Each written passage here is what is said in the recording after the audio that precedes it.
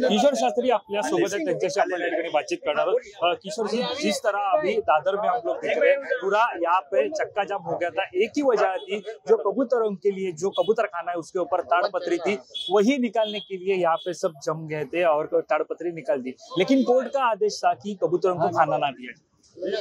Court का ऐसा कोई आदेश नहीं है कि खाना न दिया जाए। कोर्ट में अभी केस निलंबित है, अभी कोर्ट में सुनवाई होनी है। जब तक कोर्ट का आखिरी निर्णय नहीं आ जाता तब तक उस निर्णय को आखिरी नहीं मानना चाहिए।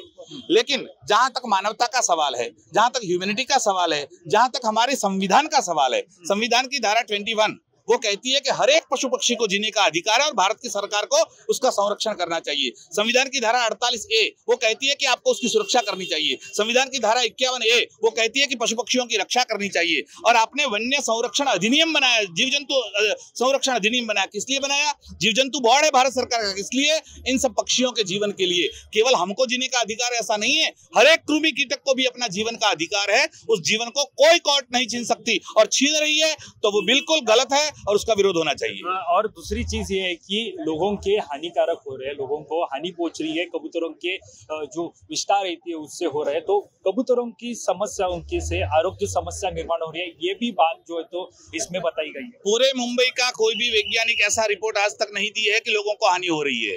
पूरे मुंबई की किसी संस्था ने ऐसा नहीं कहा है कि हानिकारक है।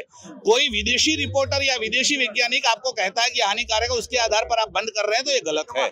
हम ऐसा नहीं चाहते और न करते हैं। मुंबई हाईकोर्ट को एक समिति का गठन करना चाहिए, निरीक्षण करना चाहिए कि पूरे मुंबई में कितने लोग इससे मर गए, कितनों को हानि हुई, कितने फेफड़ों के रोग जो होते हैं। ये रिपोर्ट में 28,000 लोगों को फेफड़ों के रोग आज तक हुए हैं, उसमें से केवल 2 लोगों को पक्षियों के कारण होने की संभावना बताई गई है। 28,000 में से 2 लोगों को। इसका मतलब ये रिपोर्ट सही नहीं है, और वो भी संभावना है, परफेक्ट नहीं है, किसी के कारण हुआ है। तो एक खाली रिपोर्ट किसी तार्किक ने डाल दी और आपने उसका अमल करना शुरू कर दिया।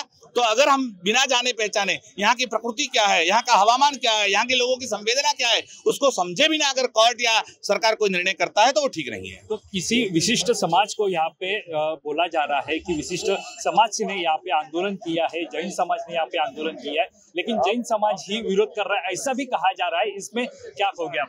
बिल्कुल गलत बात है। कोई जैन समाज का आंदोलन नहीं है। पहले ये बात, हम जैन नहीं है, हम शंकराचार्य के प्रतिनिधि हैं। ज्योतिषपीठ शंकराचार्य स्वामी अभिमुक्तेश्वरानंद जी के प्रतिनिधि के रूप में खड़े हैं। ये स्वामी अप्रमेय शिव साक्षात्कार कृपानंद जी, तो ये शंकराचार्य के दंडी सन्यासी है। तो ये समग्र हिंदू समाज की चाहना है, ये समग्र सनातन समाज की चाहना है, क्योंकि हमारे यहाँ 5 यज्ञ रोज किए जाते हैं। इसके बिना हम भोजन नहीं कर सकते। 5 यज्ञ क्या है? हमें सुबह उठ के चींटियों को देना है, कबूतरों को देना है, कुत्ते को रोटी देना है, गाय को रोटी देना है, अतिथि को भोजन कराना है। 5 करने के बाद हम भोजन करते हैं। ये हमारे यहाँ सनातन धर्म का नियम है। अगर हम आप कबूतरों को दाने डालना के हम मना कर देंगे तो क्या होगा? हमारे 5 यज्ञों में से एक यज्ञ का खंडन हो जाएगा। तो हमारे धर्म का विरोध करके आप किसी एक रिपोर्ट पर हमारे धर्म को चुनौती दे रहे हैं, तो ये ठीक नहीं है, हम उसका विरोध करते हैं। धन्यवाद आपसे हमारे साथ बातचीत करने के लिए।